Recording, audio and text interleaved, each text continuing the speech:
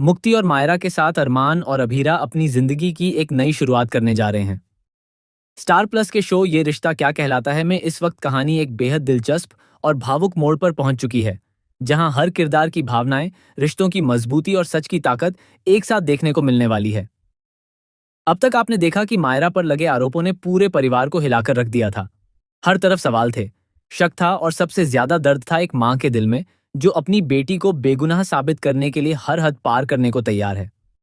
अभीरा इस समय सिर्फ एक मां नहीं, बल्कि एक मजबूत योद्धा की तरह सामने आई है, जो किसी भी हाल में अपनी बेटी को इंसाफ दिलाना चाहती है।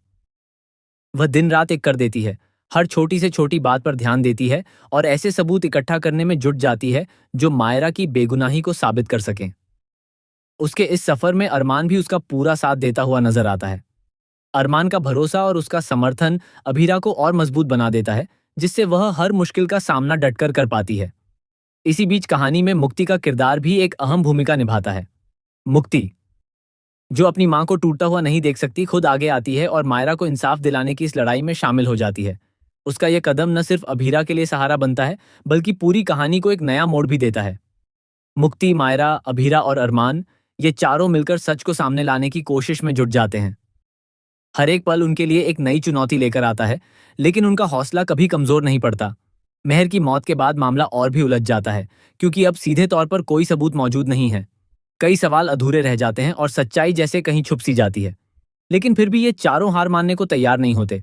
वे हर उस कड़ी को जोड़ने की कोशिश करते हैं जो उन्हें सच तक पहुंचा सके। इस पूरे घटनाक्रम में दर्शकों को इमोशंस, सस्पेंस और ड्रामा का जबरदस्त मिश्रण देखने को मिलेगा। कोर्ट का सीन इस कहानी का सबसे अहम हिस्सा बनने वाला है, जहां अभीरा अपनी बेटी के लिए पूरी ताकत से खड़ी नजर आएगी। वह एक एक सबूत पेश करेगी, हर आरोप का जवाब देगी और मायरा की बेगुनाही को साबित करने में कोई कसर नहीं छोड़ेगी। उस वक्त का हर पल बेहद रोमांचक और भावुक होगा, जब सच और झूठ आमने सामने होंगे।